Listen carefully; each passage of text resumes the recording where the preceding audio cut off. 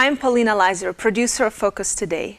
Thank you for watching this video, and make sure to check our other videos at theDove.us.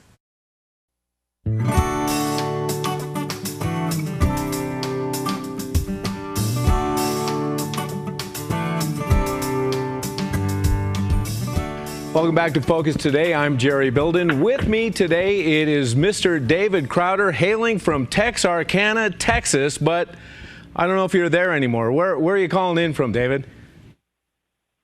Well, right now, I'm not sure where I am, honestly. I thought we were flying into Seattle today, and I don't think we're in Seattle. I think we're outside of Yakima somewhere. At least that's the Google Maps are telling me. I don't know if I'm in the right place or not. I know exactly where you are. I know Yakima area quite well, but welcome. We're really glad you're here, and we're very excited about you guys coming to Southern Oregon. You've never been here before. That's a true story. Exactly. We've seen some of that in the west side of things, but we haven't been in that southern side of things. It's going to be great. We're looking forward to having you. Now I've had the pleasure of seeing you a few times, David, and starting back with the David Crowder Band, and which was kind of big and electric and a lot of different instrumentation. I saw you up at a worship conference up in the Seattle area, and you had a band formed there that could probably best described as a front porch band. That's exactly right. Yes. It's like the Appalachian Mountains exploded on stage. It was, yes. and it was wonderful. We got a chance to hear you guys play. Now, being this is your first time in Southern Oregon, what can our audience expect on this tour?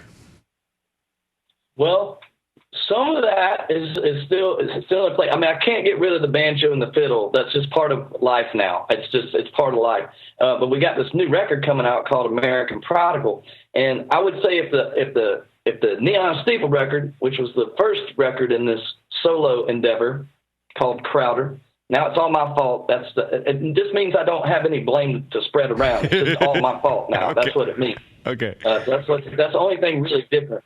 But we got so that was like folktronica that's how I describe that other. A lot of folk, a lot of tronica, and you got the banjo, you fiddle, and it's just sitting right up next to the 808 kick drum. But it is, like you said, porch music. Now, this new deal, it's porch music too, but I'm calling it, it's more like swamp pop is what I'm calling this. It's just a little swampier. It's pop, but it's a lot of swamp. I've been in the Atlanta, Georgia area, the ATL as we call it. If you're from Atlanta, you get to call it the ATL and not sound weird. And so I'm from the ATL now, and you can't help but, take from the soil where you planted. And so this is a little more urban. This record's a little more urban, but so it's got that pop thing, but it's got a lot of swamp. It's like urban pop with a glass of sweet tea. That's what it is. It's swamp pop. I like urban that. Music with sweet tea. I like the term. Yeah. Swamp pop is brand new, and I'm going to use it on the radio every time I introduce your songs from now on. But I would like to direct people to your website as well, because you have some really cool stuff there, including the video for Run Devil Run.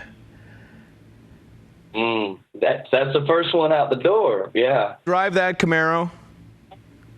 I did. It was like that song gave me an excuse to live my childhood dream. My favorite movie growing up was Smokey and the Bandit. And and here's what's weird is I grew up in Texarkana, as you said, and the whole storyline is Burt Reynolds, the Bandits guy, get from Atlanta, Georgia to Texarkana and back to Atlanta in a certain amount of time to win this bet. And so these are the two cities that are my home, and so I thought I could use this swamp pop as an excuse to drive real fast in a Firebird and then drive a swamp boat, a fan boat deal. So the chase starts outside of Atlanta and ends up in Louisiana on a swamp boat, and so that was just an excuse for me to live a childhood fantasy out. All right. Well, now that we got. Excellent. Well, now we got our audience kind of scratching their head with the term swamp pop. But after the concert, when people leave your concert, what would you like them to take away from that concert? Well, first of all, a big, huge smile. That'd be great if they took that home with them. Big old smile would be wonderful. But man, what I love about what I get to do is the music's amazing. The music's fun. I love music. I love getting to make it. But all of the music I'm making, there's intentionality and there's like a functionality behind it. It's meant for group singing, but the focus and the intent of the music is for us to get to announce things and say things to God out loud and use music as a vehicle to do that. And so I hope that there's a bit of the divine in our midst. So there's this transcendent thing that I think happens when the people of God get together and we start singing. It's kind of like your feet leave the ground for a second or two, and you get your awareness of what reality is gets realigned to what is real. And the real thing is that we live every second of every day in the very presence of God, every moment sacred. And it's just most of the time our attention gets torn from that reality. And that's what I hope. I hope you leave with a big old smile and that your awareness gets shifted back to that reality that we live in the very presence of God. You know, walking with the Lord, we're guaranteed a certain amount of struggle. And being on the front line of ministry, as you and your band are involved in, how do you deal with it, especially on a basis where you, regardless of what's going on in your personal life, you still got to get out on stage, and you still want your audience to take away those things? Uh-oh. That's okay. Hold my calls. But anyway, how do you deal with that, especially having to go out and perform in those kind of circumstances?